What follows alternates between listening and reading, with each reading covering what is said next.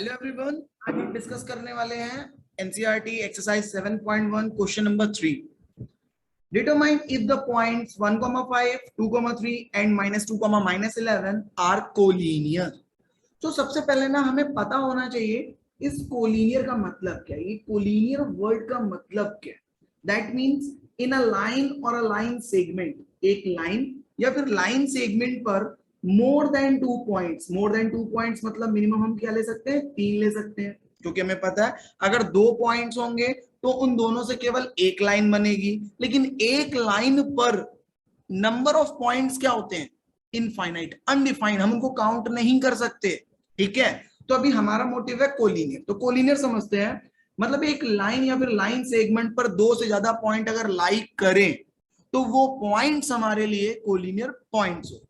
ठीक है, चलिए तो अभी काम क्या करते हैं, हम एक काम करते हैं, इसको समझ लेते हैं. हमारे लिए ए है, ये हमारे लिए बी है, और ये लास्ट वाला पॉइंट हमारे लिए सी है.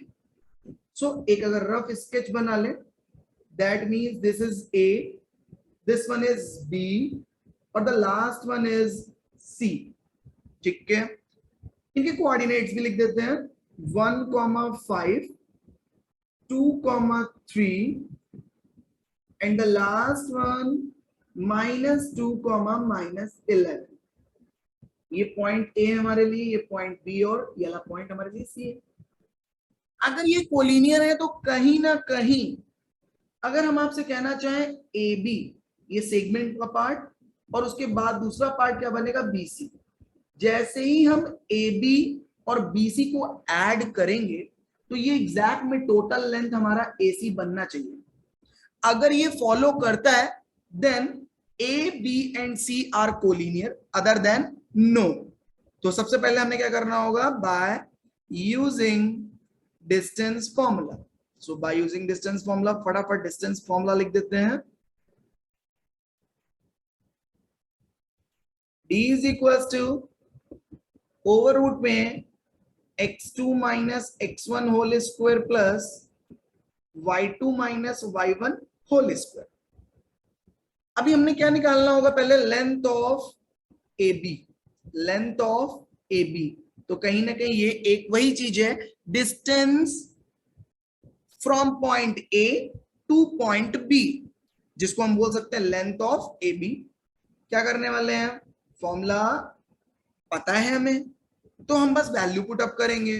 तो ध्यान दीजिएगा, ए बी की कंडीशन में, ए बी की कंडीशन में ये हमारे लिए क्या बन जाएगा, x1, ये हमारे लिए क्या बनेगा, y1, ये हमारे लिए क्या बनेगा, x2, और ये हमारे लिए क्या बनेगा, y2. For length of A B values रख दीजिए, x2 2 minus 1 whole square, y2 3 minus 5 whole square.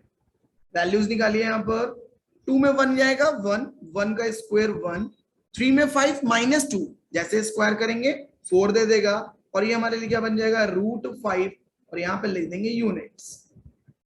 ठीक है, फिर अब ये काम करते इसको इरेज कर देते हैं, क्योंकि अब हमें निकालना होगा बी एंड सी, मतलब length of B C, length of B C. Formula हमें पता है x2 माइनस x1. बस अगर पॉइंट्स की बात करें तो एक बार पॉइंट्स को देख लेते हैं.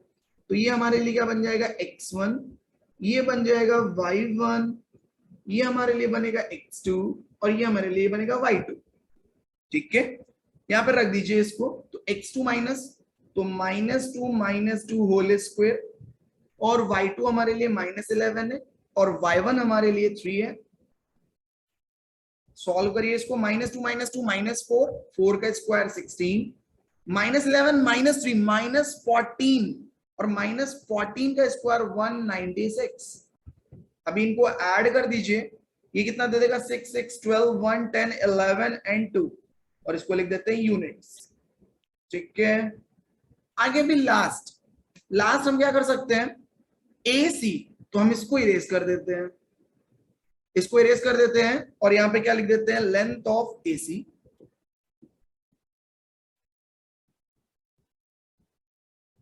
Length of A C.